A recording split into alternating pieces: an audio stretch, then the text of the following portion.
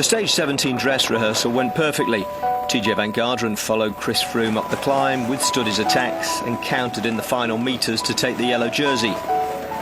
That was the Criterium du Dauphiné on June the 11th, and that stage, indeed the whole race, gave Van Garderen the belief that if not the yellow jersey, he could at least secure a place on the podium in this year's Tour de France. Certainly yesterday morning he was looking forward to a stage on which he felt he could defend his third place. Yeah, I think it suited pretty well to me, and I think we'll have a good race. A couple of hours after that interview and less than an hour into the stage, Van Garderen was hanging off the back on the first modest climb of the day. 90 kilometres into the stage he stopped and climbed off, although in between those two acts there was a couple of minutes in which he could do nothing but let out all his disappointment.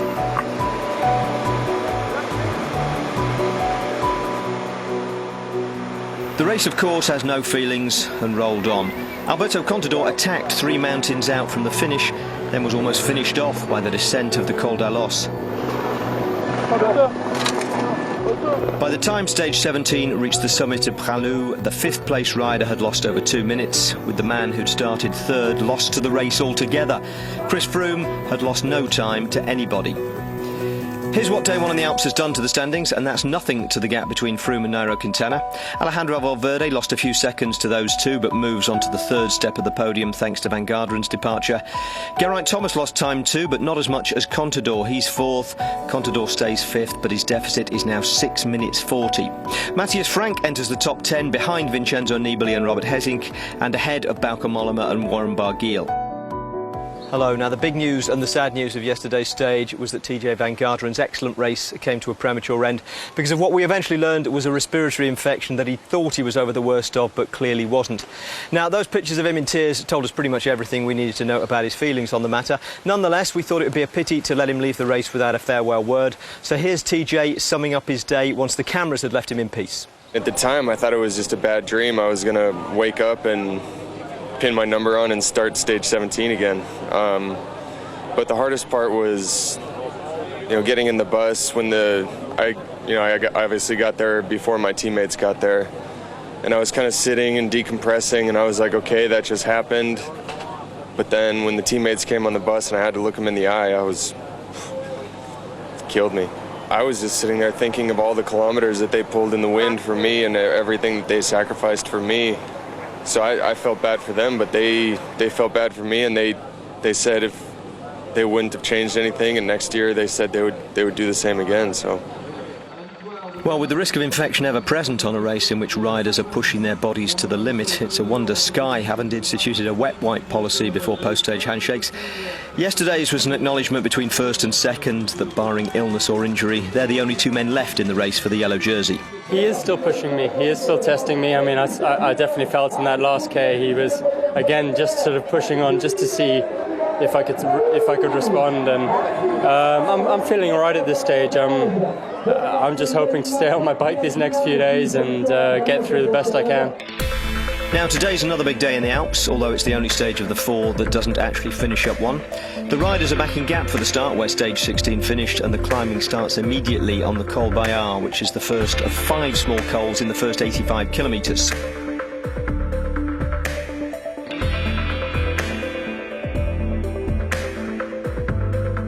To this point, the stage is perfect terrain for a breakaway, with a sprint at 107 kilometres for Peter Sagan if he's in it. But what comes next will break the break up. The super category Col du Glandon is a 21-kilometre grind up to an altitude of 1,924 metres, with sections as steep as 1 in 10. The Glandon is making its 15th appearance on the Tour route.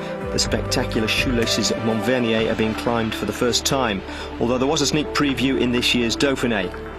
From the summit of Montvernier, it's just 10 kilometres down into the Maurienne Valley and the finish at Saint-Jean. And here are the shoelaces, elegantly draped up the side of a small col for maximum drone and helicopter visibility. Not that the road makers would have had that in mind when they laid them out.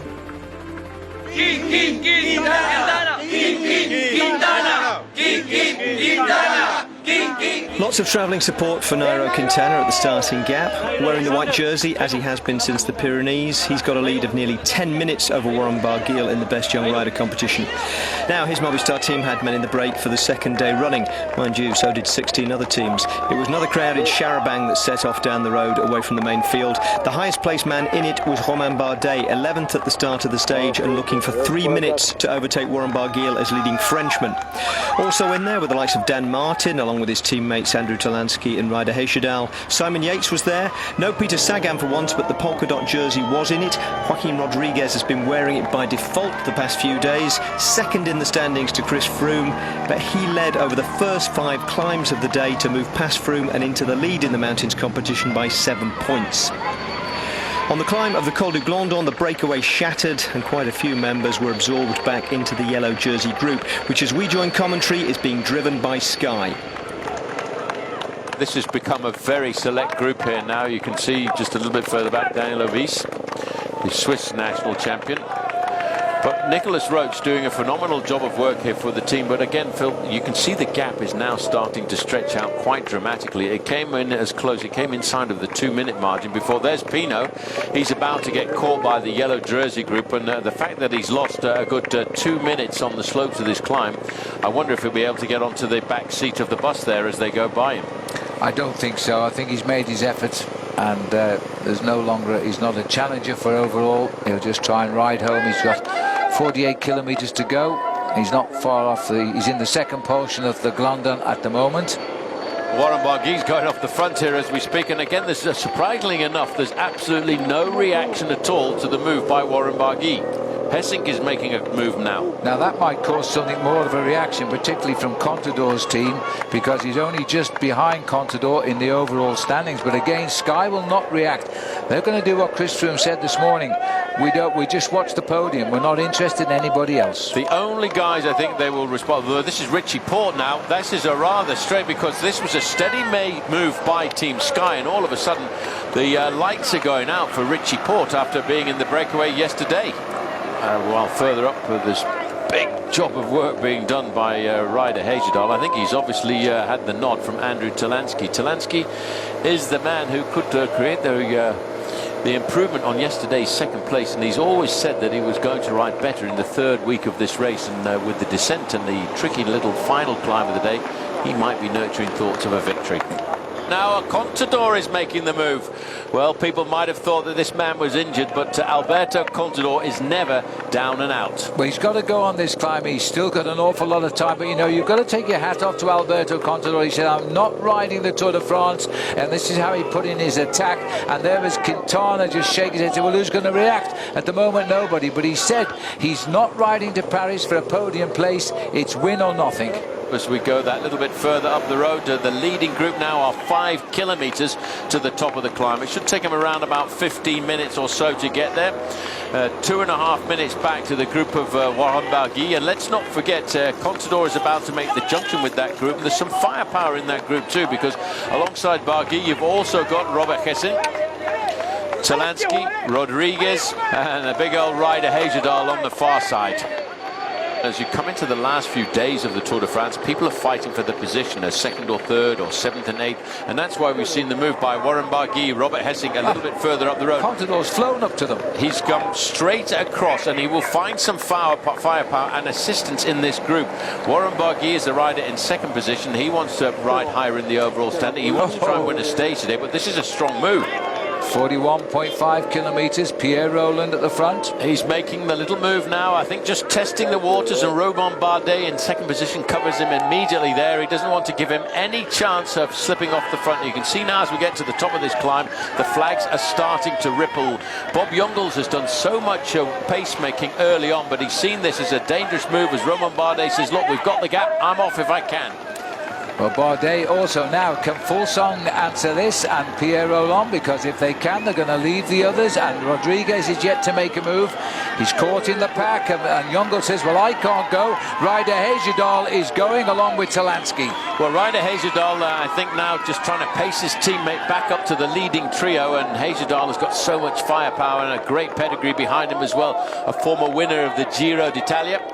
He will also ride steadily to try and pace Andrew Talansky back to the front of this race. It's a long plateau, steadily uphill before it kicks up to the summit of the Col de Glandon.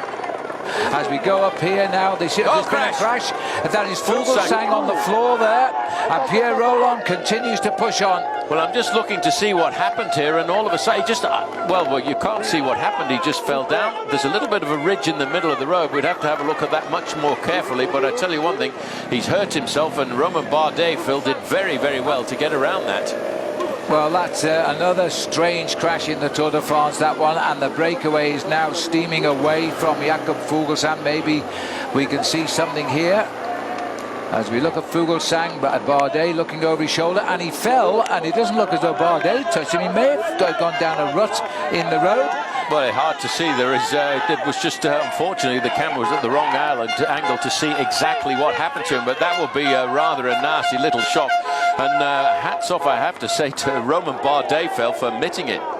Well, this is the push for the top, and of course they know pretty much if they get any advantage over the top, a really good descent can put them onto the last climb, which is only short, although very dangerous on the descent, and bring them home to Saint-Jean-de-Maurienne. And once again, the Bob Jungels, a little bit further down in the red, white and blue jersey, champion of Luxembourg, is making the little acceleration to bring himself back up to the two leaders. Now I expected to see this move. Vincenzo Nibali had to make the move towards the top of the climb. Again, Phil, we've talked about this man. He is a brilliant descender. And this is when you've got time on your side, you let the moves come, and there's no reaction from Sky. Froome is trying to force Quintana Valverde to do the chasing. Well, you might just have noticed there, Geraint Thomas saw the acceleration, looked across at Chris Froome, they said, no, let him go. We will keep together. Having said that, Valverde's going. It has to be Valverde. He's realised that nobody else is going to take up the chase, and Rodriguez has cracked. The new leader in the King of the Mountains has cracked. Well, he needed to hang on here, Phil, to get over the top. There are big points available, 25 points for the first rider to go over the top of this climb,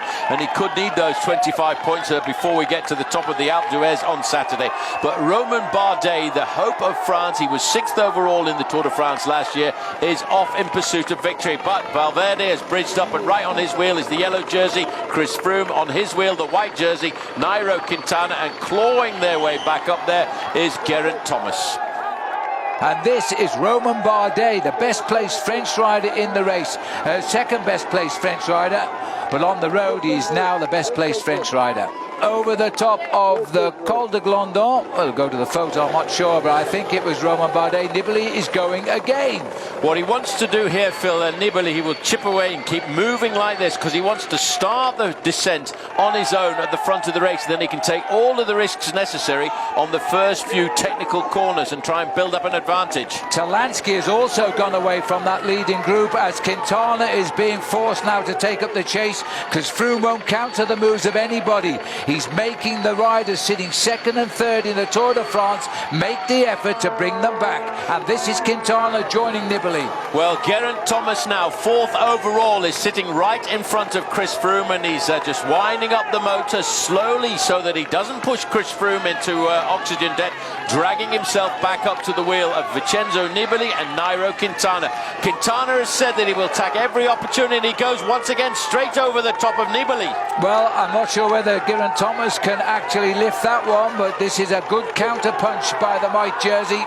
And Chris Froome himself is also rocking there, but he's closing the gap. Well, as you can see, Geraint Thomas is digging very deeply. Valverde has cracked, and so too has Bauke Mollema. So this could be an interesting move here because Geraint Thomas is in 4th place overall. Now, if Valverde loses a big chunk of time here today, Geraint Thomasville could see him climbing up into a podium position. Well, it's a major play by Contador here, but he's only holding a lead now of a few seconds. They're actually closing in on him from behind. Contador over the top. The time starts now. Here comes Nibali leading the charge. Well, Nibali, Phil, in the turquoise jersey with the Italian flag around his middle, he will do whatever he can to open up the gap on the descent. About 15 seconds, that was all the gap, but this man's got to take risks on the descent, Valverde.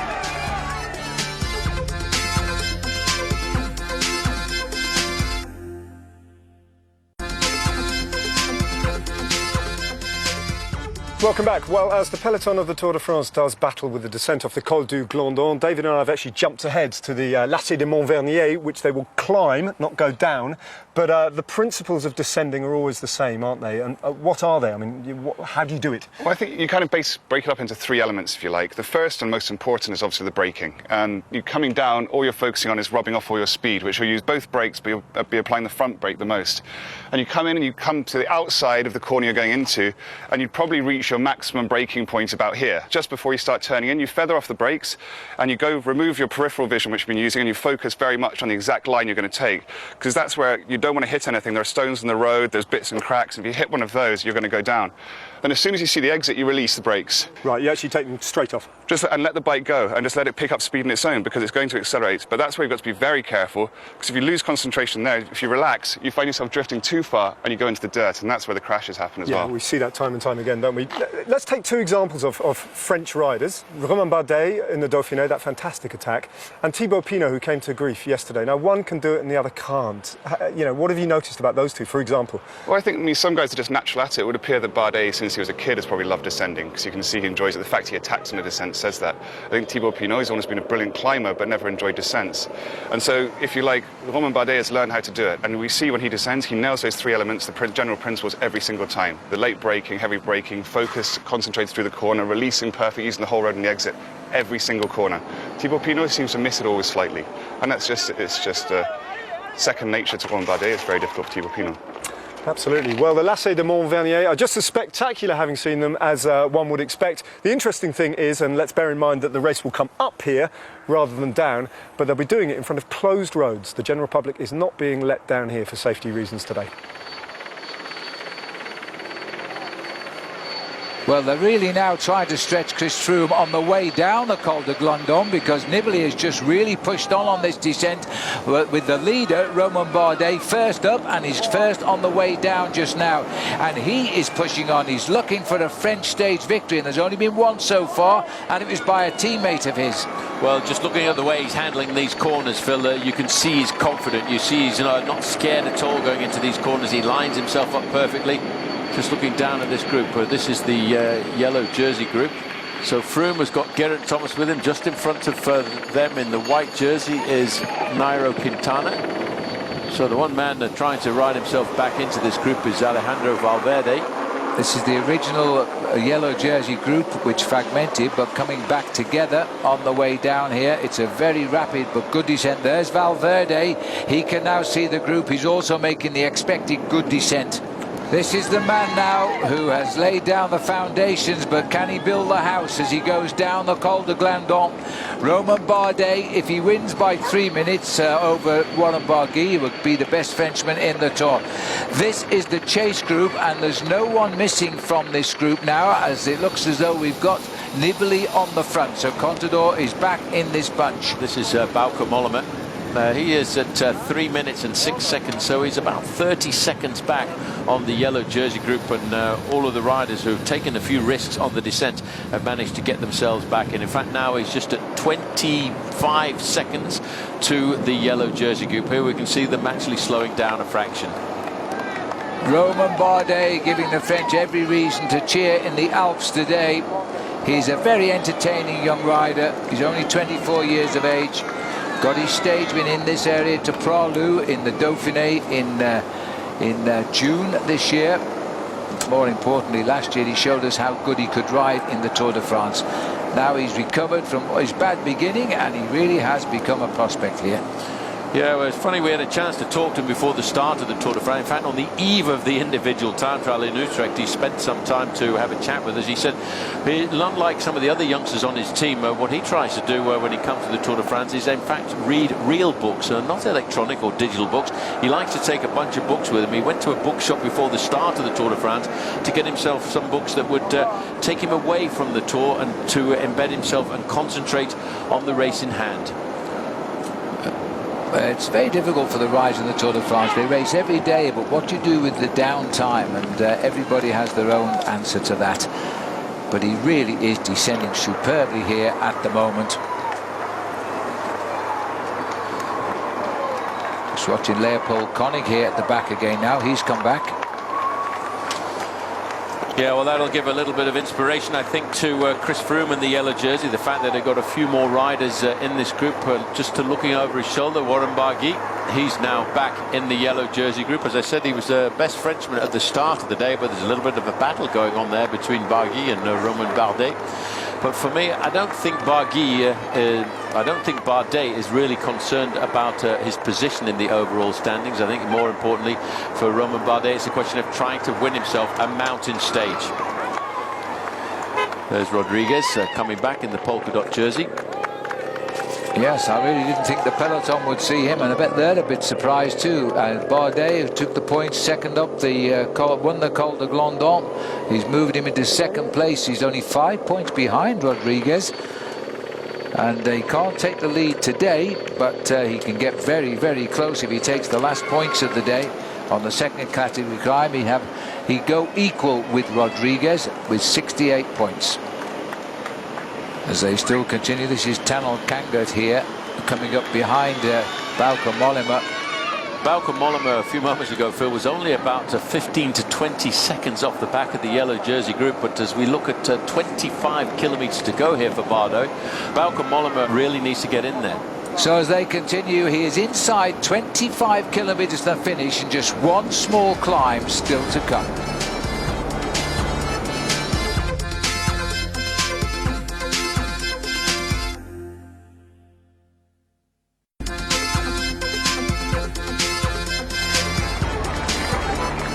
So Bauke Mollema comes back to the rear of the peloton. So one of the favourites who lost time has replaced himself back in the favourites. What a fantastic climb that the Tour de France has decided to include this year. Le Mont Vernier, 17 corners. It took no less than 6 years to build. They started building it in 1928, finished it in 1934.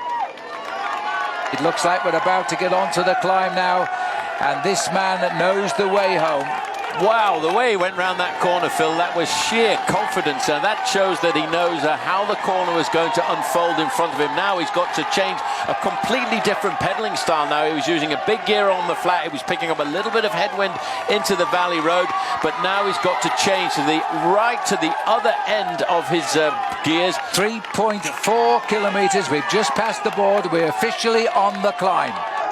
This is Cyril Gauthier trying to line it up for Pierre Rolland, who's in second position. This climb, Phil, is 3.4 kilometres long. It's one of the shortest climbs that we've had so far in today's stage of the Tour de France, but maybe one of the most significant. This is always funny when you see the teammate is putting the team leader into difficulty, because Cyril Gauthier is supposed to be leading the sprint here for Pierre Rolland. Pierre Rolland is gasping for breath, can't follow his teammate.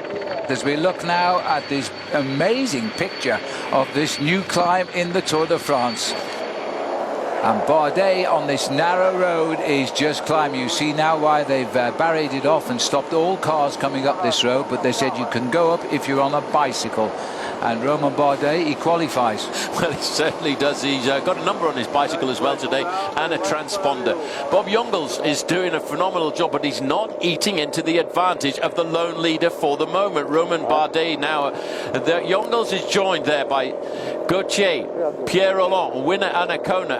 They've got about a kilometre and a half to go to the summit. Coming around the corner there is Jakob Fuglsang in the turquoise jersey of Team Astana. And Serge Pauwels is still surviving back further down the slopes. It's time now to see whether the yellow jersey group are really going to hit this climb hard. Well, the Platz is at the back, the winner down in gap, and what a big moment that was for 156, but he's on the back of that group now. Well, Phil, this is a fantastic climb, unbelievable. They found a great viewpoint as we twist our way up here. What a battle, this Tour de France. Everybody, every day, throws everything into the ring. Nice to see a little sign on the road there. I don't know how he managed to get up, because this road is almost clean when it comes to advertising, because there we noticed Yates, you can, but I'm not sure which Yates it was for. Well, sure, it doesn't matter. But there was three of them on the race. Three of them on the race. One doesn't ride a bike this time around. But that was the top of the climb there. We're sparring up to it. 17 of these corners take us to the summit. Contador is moving, and this looks like it is Rafael Majka trying to take him away, and Quintana's going to have to counter. Well, Rafael Majka, what a star he was in the Tour de France last year. He was brought into the Tour de France as a helper for Alberto Contador, who retired, and then Rafael Majka went on to win 2 stages. That's the Olympic champion from Beijing, Sammy Sanchez, who is just being unhitched from the back of the train here this afternoon. Contador is a racer. Coming across there in the white jersey, Nairo Quintana, he's looking for any opportunity, Phil. Even this little 3-kilometre climb, he said, right, I'll have a go. Warren Barguil is in difficulty, so too is Bauke Mollema in the white jersey of Trek Factory Racing, and Sammy Sanchez, number 66, comes back into contact with them. But oh, it gives you an idea, Phil, of just how hard this 3-kilometre climb is. 32 seconds at 1 kilometre to the summit. That might be enough for this man. It's an uphill finish to the line, though, in Saint-Jean-de-Maurienne. But more importantly, the risk now going to be taken on the descent of this climb. As we're looking here at Anacona. Well, you've got to hope that he can do something special. There are so many Colombian spectators on the finish line here this afternoon. They came to shout for the man in 3rd place there, Nairo Quintana. They might be shouting another Colombian rider's name here as going round the corner. Rafael Majka just looks back to say, how are you, Alberto? I can keep the pressure on for a little bit longer. Do you want me to? Yates, you can. A lot of support down there for the British twins who ride for the Australian Orica Green Edge team. He searches for the summit now, and once over it, he's going to go over with enough seconds in hand or not. Well, Jakob Fuglsang, remember, this is the rider who crashed. He's recovered from that. He's still at the sharp end of the race. And there's also 5 points in the King of the Mountains at the summit, which will put Bardet equal first in the King of the Mountains competition tonight. Well, what about Robert Hessink now making the move? He's been looking for the move this afternoon. Rafael Majka, job done for the day. This is why you have to have teammates in a race like the Tour de France. Somebody who can sacrifice themselves for you to set up an attack. We saw Alberto Contador try the move. It was set up by Rafael Majka. A little bit further back, the man who was looking to maybe try and win the stage today, number 82, Warren Barguil, 10th overall in the overall standings at the start of the day. But you see, look at the wind ruffling the grass at the side of the road. It really is making this climb even more difficult. He's over the top. Now it's up the gears and take the risk, and the win will be his.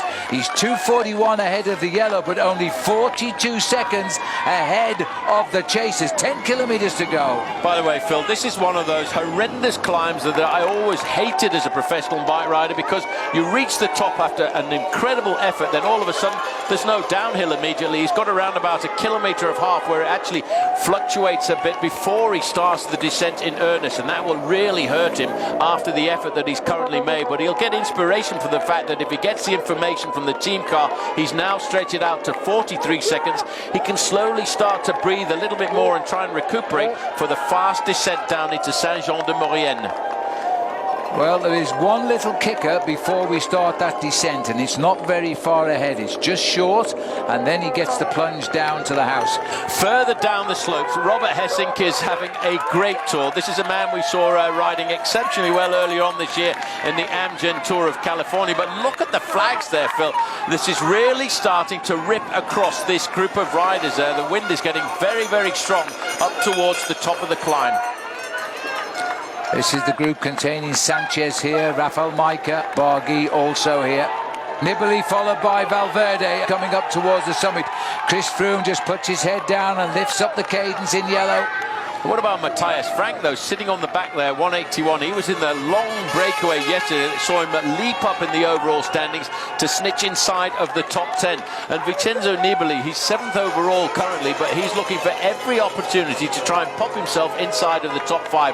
He's not prized open the gap there, but he's put a lot of riders into difficulty, including his own teammate there, number 7, Scarponi. But this is why he did the work, to try and pave the way for Nibali. But Nibali is making no ground at all. As always, the yellow jersey just marks everybody. He's hanging there.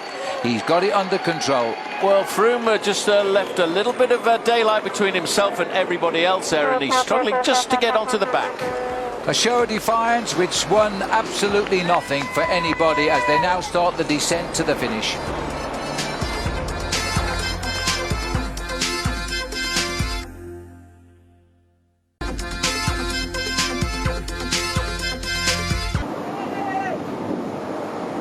We're on the dizzy descent now with 7.4 kilometres to go, and Pierre Rolland, and he's sort of in no man's land just now. He's going to be joined, I think, by the others. Well, he's using a monstrous gear here. You can see how slowly the pedaling cadence is there, ejecting the bottle. It's like trying to throw out the sandbags when you're going up in a hot air balloon, trying to get yourself as light as possible to get some more altitude. What he's looking for is more speed. It's a question here, Phil, I'd have to say, of bridge to engine room, a little bit more power, but can he find enough power to get across the gap? Froome is not looking quite that comfortable here, but he's still in contact, let's not forget, and there's only about 7.5 kilometres to go. Never looks comfortable. He's just fine. You can tell by his face he's happy. He's got it under control. He knows now he's on the run into the finish. 6 kilometres to go, and he hasn't lost anything of his 3 minutes 10 seconds. And he's watched all of his riders attack again and go literally nowhere. Well, everybody's thrown caution to the wind in this group, but I think they're also running out of a little bit of firepower and the ability to attack. Scarponi comes up there on the left-hand side in the turquoise jersey, talking to Nibali. Wow, around that corner he uses every little bit of tarmac. And it quickly accelerates and gets back into it again. He's going to win this race, I think, but this man's going to have other ideas. 2 Frenchmen running towards Saint-Jean-de-Maurienne. A little bit of history in the Tour de France this year. But Phil, at 5.8 kilometres to go, he's got to try and knock off 10 seconds with every kilometre if he's going to make the junction. And he looks as if he's using a monstrous gear, whereas every time we go to Bardet at the front, he's floating around those corners. He's notched off a little second there, but he's got to notch it off a lot quicker than that if he wants to catch the lone leader. 10 seconds is his gain so far on the descent. Maybe he can do it and make the uphill sprint a little bit more exciting, but I think this is Bob Jungels. He's been a ride of the day, that man from the youngster from Luxembourg, the way he's come and gone. So as Roland keeps going around these corners, he's taking chances on these bends. Well, he's taking a few risks, and the fact is, Phil, that once you make a little bit of a bad manoeuvre going around a corner, you lose your nerve a fraction, and that could be an advantage for Romain Bardet, who just seems to be so smooth going around these corners. And as we go back, you can just see, watch the way he lines himself up here. He's looking around the corner, leans it in. Look at the knee going out there. Again, that's just to lower the centre of gravity a fraction. Moves across it, and he's looking at every line here. Moves across on the apex of the corner. He's not losing anything at all around the corner, and you see how much quicker he's going around those corners than our motorbike. The motorbike can't lean itself down enough to get around the corners as quickly as Bardet. I don't blame our cameraman there. He's got a very precarious job to try and keep this rider in his sights at the moment, and you can see now he's riding down the centre line. He's inside 5 kilometres to go. He's using the whole road here as far as he can. Bardet is a man on a mission now. He wants to get France's second stage win of the Tour and move himself up overall as well. Well, Roland, Phil, he waited just a little bit too long to make the move, but the brave man who made the move early was Romain Bardet. He made that move well before the end of the summit towards the Col du Glandon, and that was taking the big risks that he knew he had to make on an occasion like this. He's rolling the top part of his body. Further down the road, though, there is still that little bit of a challenge coming to the yellow jersey group. Robert Hessink, it's a long time since I've seen the Dutchman ride quite as confidently he's doing on this descent. 3 kilometres to go for this man, Pierre Rolland. He's 500 metres in front of Pierre Rolland. I doubt anybody can close 500 metres in 2.5 kilometres, as the group behind, containing all the men that matter, look likely to come home together today. But you know what? The man just second from the back of the group there, Vincenzo Nibali, he's tried once again. Further up in front of him, it's Alberto Contador. They've tried, and I am sure, Phil, that they will try again when we go down to tomorrow's stage. They know that they will battle every kilometre that they can until Saturday night, and I think only then will Chris Froome start to feel a little bit more confident. 2 kilometres to go. We're running into the town of Saint-Jean-de-Maurienne. We've only been here once before. It was a Frenchman who won then as well back in 2010. And now it's Romain Bardet heading towards the finish inside 2 kilometres. And still holding virtually the same gap over the yellow jersey throughout the whole day today within 15 seconds. Yeah, by the way, Phil, it's not exactly the kind of finishing straight where you can enjoy victory, because it's a long climb up to the finishing line here, and he will wait until he comes around the final corner at around about 75 metres to go before he actually sees the banner across the line. 2 kilometres to go for Pierre Rolland as well. Same bridge, different rider, and I think the difference in speed is there for all to see as well. The inspiration of Bardet now is being drawn to the finish line. He's never won a stage of the Tour de France, but he has been a wearer of the white jersey for 5 days last year. Now he's coming of age. Warren Barguil, number 82, just grappling onto the back end of that group. Further down the road to Bauke Mollema, he really has had a tough day this afternoon. Horrible day. On and off the back like a yo-yo, just trying to get onto the back wheel there of the Olympic champion of 2008, and that was Sammy Sanchez. Now into the streets of town, and the crowd is a tunnel of noise. But I tell you what, Phil, I just keep looking and hoping he doesn't take too many more risks going around these corners, because it's in the bag, I have to tell you, Romain. Look over your shoulder, confirmation. Yes, you've got it. It's in the bag, but he's also gaining time, and that's important. He could be in the top 10 overall tonight as well.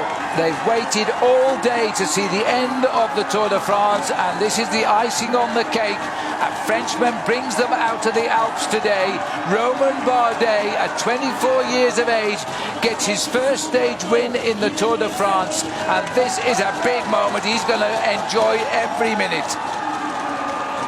And the chase now is for Pierre Rolland. What can be better than a French victory? A French 1-2.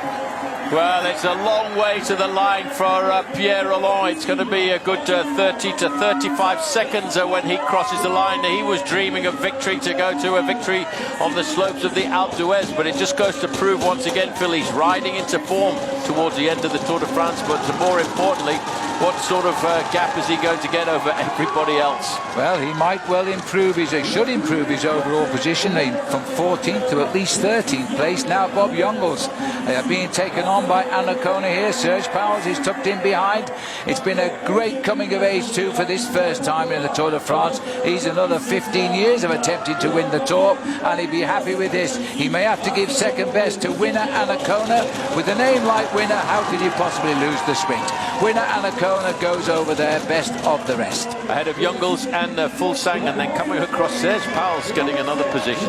This rider, though, could become the top French rider tonight. It depends when Warren Barguil comes home, but no doubt he's won the stage. Well, here's Cyril Gauthier finally coming up to the line. Great job. And Andrew Talansky just a little bit further back behind him. It's amazing. These guys hit each other every day, and they come home together. And Chris Froome, again, has had a comparatively easy day watching them move. Yeah, but it's the eve of 2 very, very difficult days, as it's Warren Barguil is just sitting on the back of this group in the black and white jersey of Giants Alpecin, as Robert Hessing really is riding a fantastic event here. He's had a great day, the Dutchman, as he leads them into the finish line. Barguil makes the move around on the left-hand side to lead them home ahead of Robert Hessing. There should be no change overall.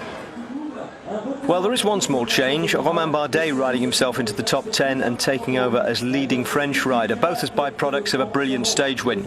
And as a bonus, or possibly not, he got to shake hands with Nicolas Sarkozy backstage. No politicians on the podium, which can only be a good policy if it is a policy, but a second French stage winner, and one who, unlike last year, was clearly prioritising a stage win. Yeah, I felt was in a really good shape, and I guess I was the strongest with Ficus Long in the Col du Glandon. And I know there are also tired like me in the Lacé-de-Montvernier, and I said, just go your own pace and you will see. But I was pretty sure that I can maintain this gap during the climb, and I knew very well the descent after and before, and try to maintain my gap. And some frustration in the Tour de France for your overall classification position, but a stage victory is perfect, huh? Yeah, it's perfect. It's also better. You know, it's really hard when you have to fight against champions like Froome, Contador, Nibali, and I forget some more. But I prefer racing like this and try to go for the stage.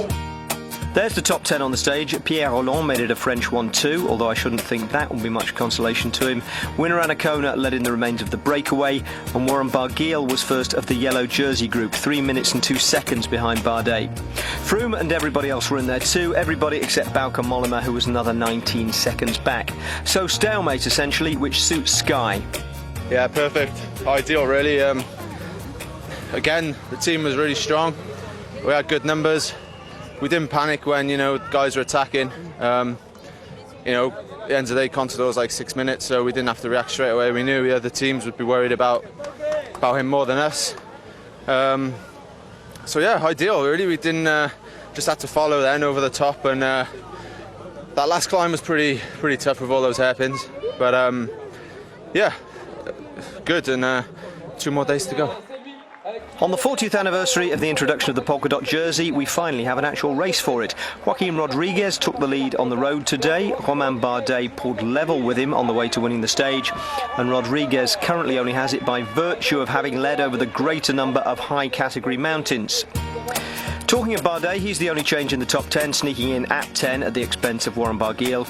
The headline news is no news. Chris Froome holding the same 3-minute 10-second lead over Nairo Quintana that he had this morning. And there are only 2 more days for Quintana to do anything about it, which isn't to say there was no action today. There was plenty. Quite interesting at this point. You can see a lot of the other teams are riding for different reasons at this point. There's lots of races within the race developing at the moment. People riding for top 10 positions. And if one of those guys from 11th or 12th places in the breakaway, you see all the guys from 7th, 8th, 9th, all collaborating and chasing. So it really is a race within a race at this point, and obviously Rodriguez up the road for the Mountains jersey. There's just a lot going on, so it's quite hard to process what's happening in the morning and keeping a tab on things. But I've got to say, the guys have ridden so well this week, and today especially, just marking the right moves and always up there. You've got your yellow jersey, obviously the primary ambition, but what began as an adventure with Geraint Thomas has become really quite a serious objective, I would imagine. The podium place is a real possibility now, isn't it? Yeah, it is. I mean, he's sitting in 4th place, if I stand corrected, but I think he's sitting in 4th place, which is it's fantastic. And if there was a chance we could get him onto the podium, it would be magic for us as a team. Now, tomorrow we're off to La Toussuire, where Chris Froome first signalled to the cycling world and a slightly alarmed Team Sky management that he was a man who could win the Tour de France by dropping Bradley Wiggins on that final climb. He had to be called back that day. He won't be called back tomorrow, and you can see that stage live at 1 o'clock in the afternoon. Now, Dave Miller's with us for the end of the show. And Dave, you heard Chris talking about Geraint Thomas and the possibility of getting him onto the podium.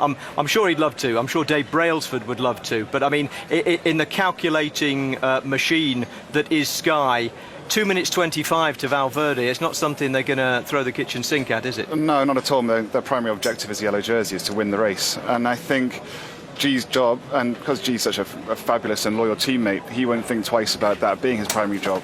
And so I think what they'll do is tomorrow they'll see how Valverde is. If they see weakness on the last climb tomorrow, they may think, you know what, tomorrow on the Alp, let's try it. Let's put everything and try and help G get into 3rd. But they won't. I think they will wait until the very last climb of the race. Okay, and as far as what he was talking about with, you know, so many different races within races going on, that kind of plays into his hands, doesn't it? If people are chasing each other for top 10 spots and stuff, it helps Sky control the race a little bit. Yeah, I think so. I think as long as you, this is what Chris said, as long as you process it at the beginning of the day, everyone understands the scenarios that can happen. Often you can profit off the fact that one team, a Team GC, is defending as Team GC. You've got another team that's defending its place on overall. You've got another team, individual riders that are defending its 7th place. And all this eases the workload off Sky because other teams are actually riding on the front trying to protect their interests. Yeah, and as far as Quintana and Valverde go, from what you saw today and looking at the finishes of the next 2 days, have they settled for second and third? Are they happy with second and third? I think they'll keep trying. I mean, I think for sure that Quintana's so strong, and it's literally only him and Chris Froome who are kind of, they're the guys who are head and shoulders above everybody else. Now, Valverde, we saw for the first time a bit of weakness today on the top of the Glandon, but that could have been the altitude as well. Sometimes that can affect you if you're a little bit tired, because then he seemed fine again on the last climb. But that will have planted a seed of hope, I think, for G and for Sky to think maybe it is possible to go for third overall. Right, that's it for stage 18. A beautiful day, spectacular scenery, quite a few attacks, but at the end, no change at the top, which obviously is just as Chris Froome likes it.